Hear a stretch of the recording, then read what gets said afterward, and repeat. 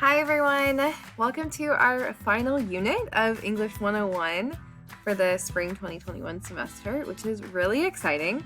I know that you probably feel like things are a little frenzied right now and it's all kind of coming to a head, but I promise that we just need to take a couple deep breaths and we will get through it. So this is just a quick video to introduce you to our final essay assignment, which I have not actually done before with my online courses, but I'm excited to see how it goes for you all. So let's go ahead and get started. All right, so the first thing I'd like to do, this is something I did in my face-to-face classes last week and I really liked.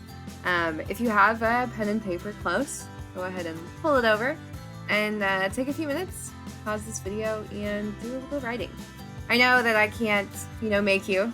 You could probably just skip this part if you really wanted to, but I think it's really helpful to kind of reflect back on how far you've come in this course and just in life in general in the last several months, and just talk about how are things going for you. How are you feeling about life, the world? I know there's just a lot that's been going on, and if you want to share your thoughts with me via email, please feel free. But I wanted to just kind of encourage you to take a step back, and that before you dive into this last assignment, it's okay to kind of reset a little bit. So hopefully take some time to do that. The last 3 weeks of our course are upon us. So this is a screenshot from our syllabus with the schedule for the next 3 weeks. It says here that the assignments for this week is Reflection 6, Essay Topic 3, Essay 4 Topic, and then blog comments. This is accurate, except for your Essay 4 Topic will also be pre-writing and an outline. So when you look on our course on Blackboard under week 11, you'll see the web article assignment sheet, and I encourage you to pull this up and look at it in detail. So essentially the prompt is that a web publication of your choice, so an online magazine, a website, a blog, is looking for articles that cover the current discussion surrounding a hot issue or topic. The site wants a piece that would show up in an internet search on the topic and would give interested readers a solid understanding of what people in different circles and contexts are saying about it. So for this assignment, you're going to write a web article about a hot issue or a topic that you are interested in. Now the catch, the underlined portion, says the article must synthesize information from multiple types of sources.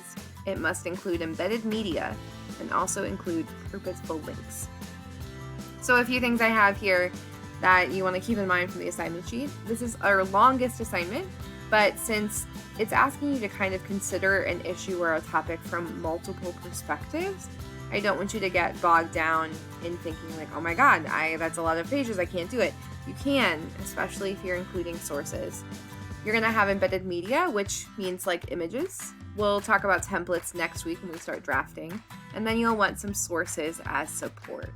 So your pre-writing and outline assignment will walk you through choosing a topic, finding sources, and all of that. So in preparation, I'm going to post a video that I would like everyone to watch called Filter Bubbles. So this is a really good TED Talk by a journalist who describes the struggle that we have in finding accurate information online. I think this is really applicable to our web article assignment, so take a step away from my video and watch his, and then ask yourself these questions. He starts this video with a quote from Mark Zuckerberg, who says, "A squirrel dying in your front yard may be more relevant to your interests right now than people dying in Africa." And I'd like you to kind of think about what that means to you. Then, how can filter bubbles affect how we search for information, what we talk about, or what we think about? And this final one, do you feel like you get a balanced information diet or more information junk food?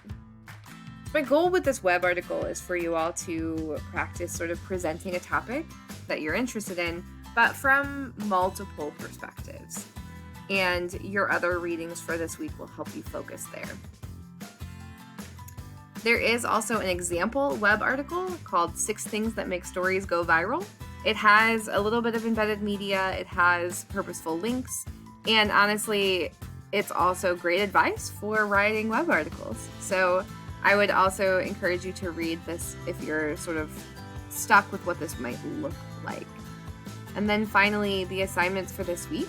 You've got Reading Reflection 6. It is our second to last one. Woohoo! Comments on blog posts, that should say 3. Apologies. And then your essay for pre-writing and outline.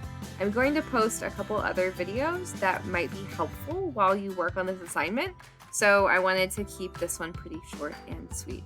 Best of luck this week, and please, please, please reach out if you need anything at all.